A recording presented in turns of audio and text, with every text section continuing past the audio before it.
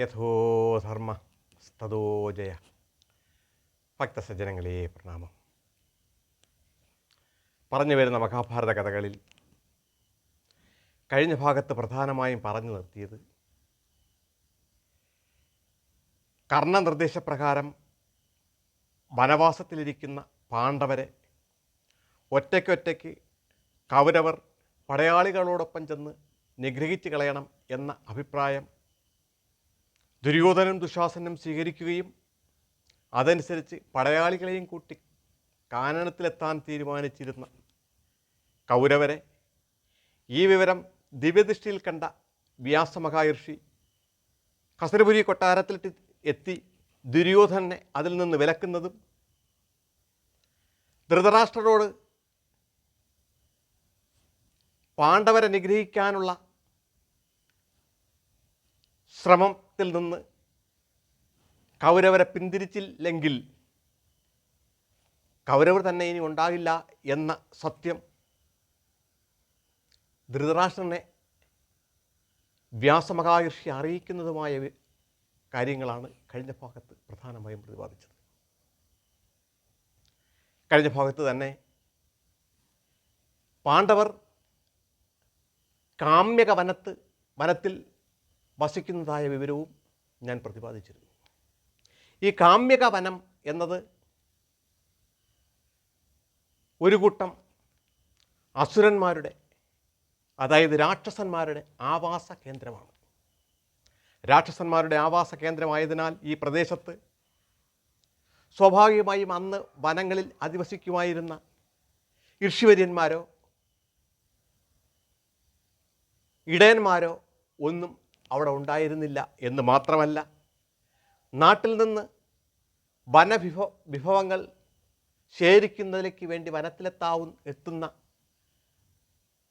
നാട്ടുംപുറ നിവാസികൾ പോലും അവിടെ എത്താറില്ല. ഈ സമയത്താണ് കാമ്യക വനത്തിൽ പാണ്ഡവർ അധിവസിക്കാനെത്തിയത്. ഒരു ദിവസം പാണ്ഡവർ താമസിക്കുന്ന പ്രദേശത്ത് രാത്രി ഒരു വലിയ പന്തവുമായി ഒരു രാക്ഷസൻ പാണ്ഡവരുടെ മുന്നിലെത്തുകയും, എന്നാൽ ഈ രാക്ഷസൻ്റെ വലിപ്പമോ രാക്ഷസൻ്റെ ആകാരമോ കണ്ട് യാതൊരുവിധ ഭയവുമില്ലാതെ യുധിഷ്ഠിര മഹാരാജാവ് ആ രാക്ഷസനോടായി ചോദിച്ചു, നീ ആരാണ്, എന്തിനാണ് ഇവിടെ വന്നത് എന്ന്. ഇത് കേട്ട ആ രാക്ഷസൻ ഇങ്ങനെ പറഞ്ഞു, ഞാൻ ബഹൻ്റെ അനുജനായ കിർമീരനാണ്. എൻ്റെ സ്ഥലമാണ് ഈ കാമ്യകവനം. ഇവിടെ സ്വാഭാവികമായും മനുഷ്യരാരും കടന്നു വരാറില്ല. മനുഷ്യ മാംസഭോജിയായ എനിക്ക് മാംസത്തിന് വേണ്ടി മറ്റ് പ്രദേശങ്ങളിൽ പോയി കണ്ടെത്തുക ആണ് പതിവ്. എന്നാൽ ഇന്ന് എൻ്റെ ഭക്ഷണത്തിന് വേണ്ടി ഇവിടെ എത്തിച്ചേർന്ന നിങ്ങൾ ആരാണ് എന്ന് എന്നെ അറിയിച്ചാലും. ഇത് കേട്ട യുധിഷ്ഠിരൻ യാതൊരു കുലുക്കവുമില്ലാതെ കിർമീരനോട് ഈ വിധം പറഞ്ഞു, നമ്മൾ പാണ്ഡവരാണ്, വനവാസത്തിനായി ഇവിടെ എത്തിയതാണ്. പാണ്ഡവരിൽ മൂത്തവനായ യുധിഷ്ഠിര മഹാരാജാവാണ് ഞാൻ. എൻ്റെ അനുജന്മാരായ ഭീമസേനനും അർജുനനും നകുല സഹദേവന്മാരും ഭാര്യയും ബന്ധുക്കളുമൊക്കെ കൂടെയുമുണ്ട്. ഇത് കേട്ട കിർമീരൻ പെട്ടെന്നൊരു അട്ടഹാസത്തോടു കൂടി യുധിഷ്ഠിരനോടായി പറഞ്ഞു, വളരെ നന്നായി, ഞാൻ വളരെ നാളുകളായി അന്വേഷിച്ച് നടക്കുകയാണ് ഈ ഭീമനെ ഒന്ന് കാണുന്നതിലേക്ക് വേണ്ടി. കാരണം എൻ്റെ ജ്യേഷ്ഠനായ ബഹൻ അനുഗ്രഹിച്ചത് ഈ ഭീമനാണ്. മാത്രവുമല്ല, എൻ്റെ ഉറ്റ മിത്രമായിരുന്ന ഹിഡിംബനെ നിഗ്രഹിച്ചതും ഹിഡിംബിയെ അപഹരിച്ചതും ഈ ഭീമനാണ്. ഇന്ന് എനിക്ക് നിൻ്റെ മുന്നിൽ വെച്ച് ഈ ഭീമനെ കൊന്ന് തിന്നണം. ഇത് പറഞ്ഞു കഴിഞ്ഞപ്പോൾ യുധിഷ്ഠിരൻ്റെ പിറകിലായി തന്നെ ഉണ്ടായിരുന്ന ഭീമസേനൻ അടുത്തുള്ള ഒരു വലിയ വൃക്ഷത്തെ വലിച്ചു പിഴുതുകൊണ്ട് കിർമീരൻ്റെ മുന്നിലത്തേക്ക് എത്തുകയും, ഞാൻ ബഹൻ പോയ വഴിയെ നിന്നെയും പറഞ്ഞയച്ചേക്കാം എന്ന് പറഞ്ഞ് ആ വൻ വൃക്ഷം കൊണ്ട് കിർമീരൻ്റെ തലയ്ക്ക് ആഞ്ഞു ഒരടി. ഈ അടി കൊണ്ട കിർമീരന് യാതൊരു ഭാവഭേദവുമില്ലാതെ അതേപോലെ വനത്തിൽ നിന്നും മറ്റൊരു വൃക്ഷം വലിച്ചു പിഴുത് ഭീമസേനനെയും അടിക്കുകയാണ് ഉണ്ടായത്.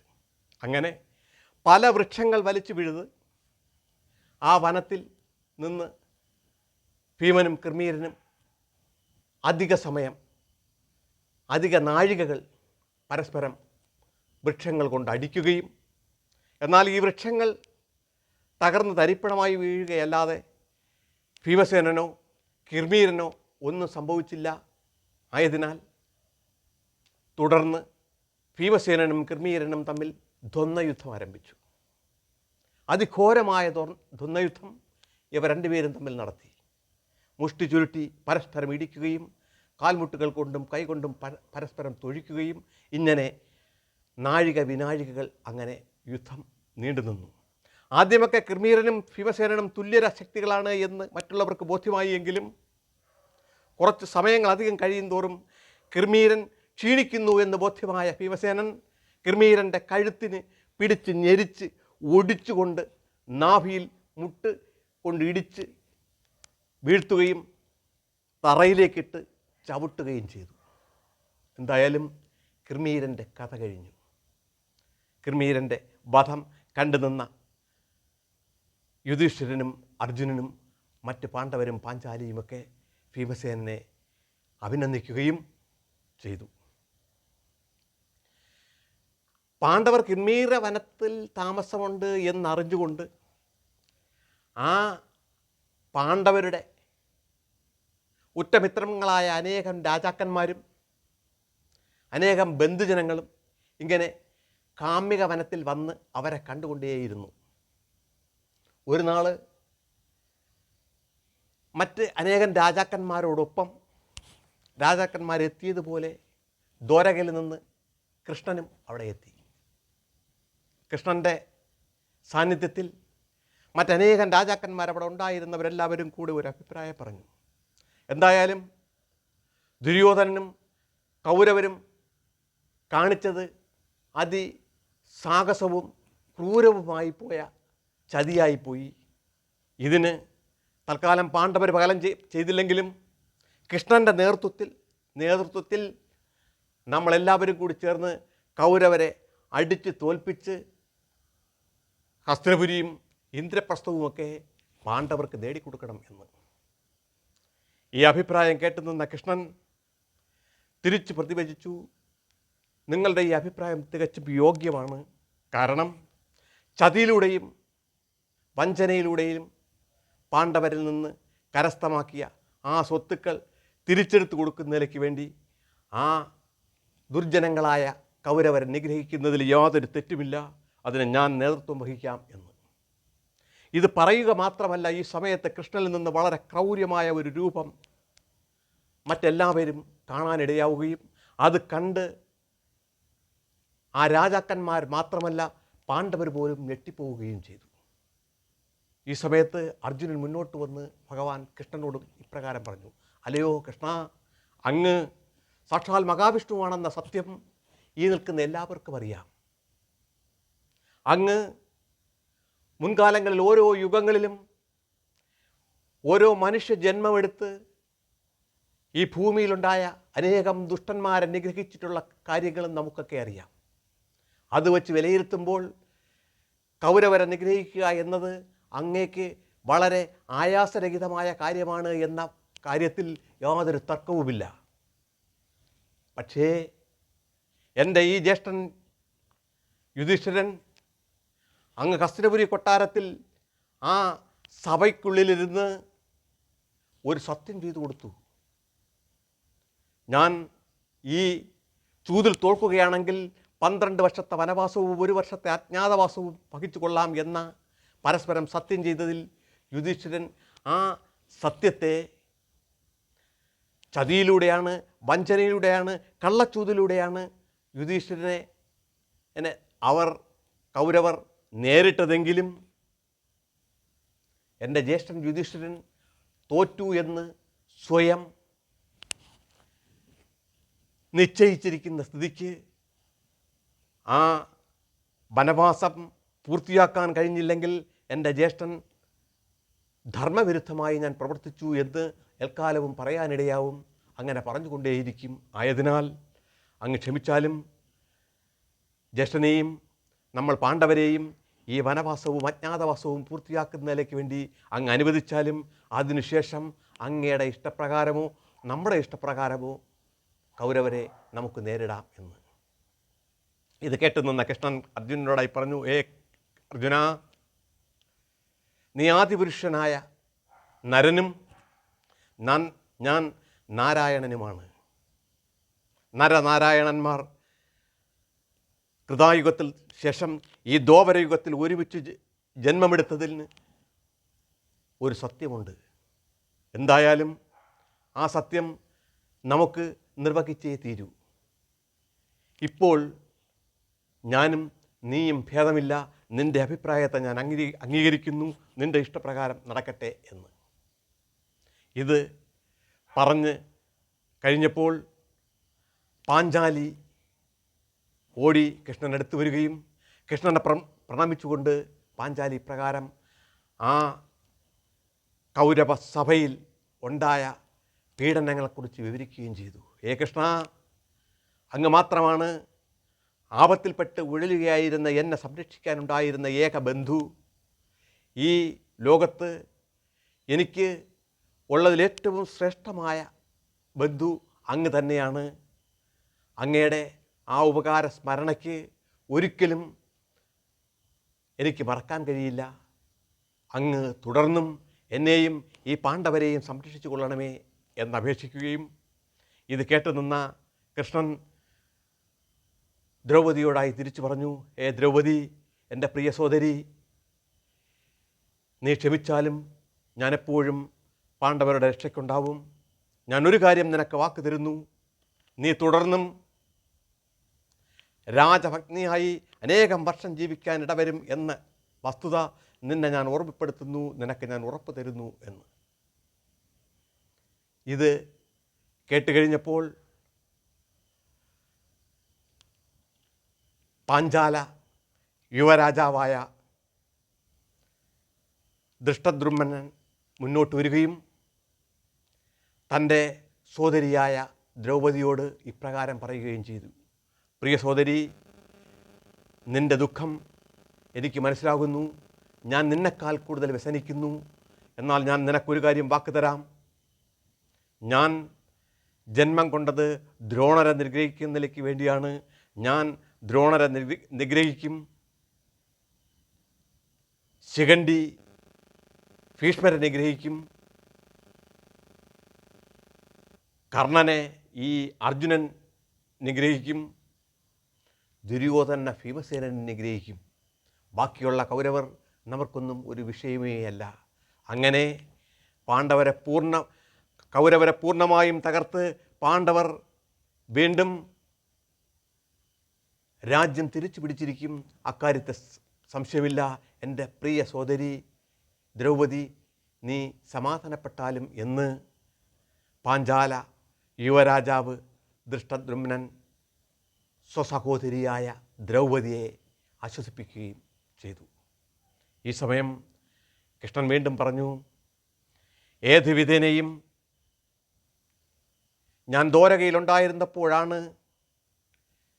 ഈ ദ്രുതം, അതായത് ചൂതുകളി നടന്നതെങ്കിൽ എന്നെ ക്ഷണിച്ചില്ലെങ്കിൽ പോലും ഞാൻ ഹസ്തിനപുരിയിൽ എത്തുമായിരുന്നു. ദ്രുതത്തിൻ്റെ ഭവിഷ്യത്തുകൾ എന്താണ് എന്ന് ആ സഭയിൽ പറഞ്ഞ് ബോധ്യമാക്കി ഇതിനെ ഞാനത് ഒഴിവാക്കുമായിരുന്നു. ഒരു കാരണവശാലും ചൂത് നന്മ നൽകുകയില്ല, തിന്മയിലേക്കേ നയിക്കുകയുള്ളൂ. മദ്യപാനവും ചൂതുകളിയും സ്ത്രീ വിഷയവുമെല്ലാം മനുഷ്യരെ അധമന്മാരാക്കി തീർക്കുകയും അധമഗതിയിലേക്ക് അധപ്പതിപ്പിക്കുകയും ചെയ്യുന്ന പ്രവൃത്തികളാണ് എന്ന വസ്തുത ഞാൻ ആ സഭയിലുണ്ടായിരുന്ന എല്ലാവരെയും ബോധ്യമാക്കുകയും ഇതിൽ നിന്ന് ഒഴിവാക്കുകയും ചെയ്യുമായിരുന്നു. പക്ഷേ ഞാൻ ദ്വാരകയിലുണ്ടായിരുന്നില്ല എന്ന്. ഇത് കേട്ടു നിന്ന യുധിഷ്ഠിരൻ കൃഷ്ണനോടായി ചോദിച്ചു, അല്ലയോ കൃഷ്ണ, അങ്ങ് ആ സമയത്ത് എവിടെയായിരുന്നു എന്ന്. കൃഷ്ണൻ തിരിച്ചു പറഞ്ഞു, അങ്ങേക്ക് ഉള്ളതാണല്ലോ, അങ്ങയുടെ രാജസൂയം നടക്കുന്ന സമയത്ത് അങ്ങയുടെ സഭയിൽ വെച്ച് ശിശുപാലനെ ഞാൻ നിഗ്രഹിക്കാനിടയായ വസ്തുത അങ്ങേക്ക് ഓർമ്മയുണ്ടോ? ശിശുപാലൻ നിഗ്രഹിച്ച വിവരം അറിഞ്ഞുകൊണ്ട് ശിശുപാലൻ്റെ സുഹൃത്തായ സോലൻ, അതായത് സോലരാജാവ്, ഞാൻ ദ്വാരകയിലില്ലായിരുന്ന സമയത്ത് എന്നെ അന്വേഷിച്ച് ദ്വാരകയിൽ വരികയും ദ്വാരകയിൽ അനേകം നാശനഷ്ടങ്ങളുണ്ടാക്കുകയും ചെയ്തു. മഹാദേവനിൽ നിന്ന് ഭൂമിയിൽ വെച്ച് സോലനെ കൊല്ലാൻ കഴിയില്ല എന്ന വരവും നേടി, മയനിൽ നിന്ന് ആകാശമാർഗം സഞ്ചരിക്കാനുള്ള ഒരു രഥവും നേടിയിട്ടുള്ള സോലരാജൻ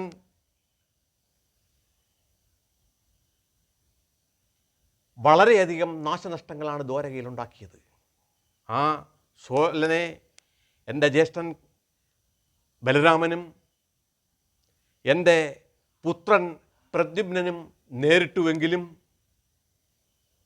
ദ്വാരകയിലും സോലൻ്റെയും അനേകം പടയാളികൾ നഷ്ടപ്പെടുകയും ഒരു നിമിഷത്തിൽ എൻ്റെ പുത്രൻ പ്രദ്യുമ്നൻ ബോധരഹിതനായി വീഴുകയും വരെയുണ്ടായി. ഞാൻ ദ്വാരകയിൽ തിരിച്ചെത്തിയപ്പോൾ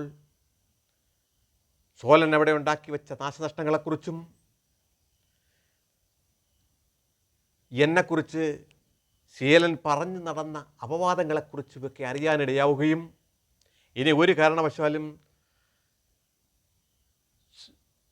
സോലരാജാവിനെ ജീവിക്കാൻ അനുവദിച്ചുകൂടാ എന്ന് തീരുമാനിച്ച് ഞാൻ സോലരാജ്യത്തേക്ക് പോവുകയായിരുന്നു. അവിടെ എത്തിയ ഞാൻ എല്ലായിടത്തും അന്വേഷിച്ച സോലരാജാവിനെ ഒരിടവും കാണാനില്ല ഇരുന്നു.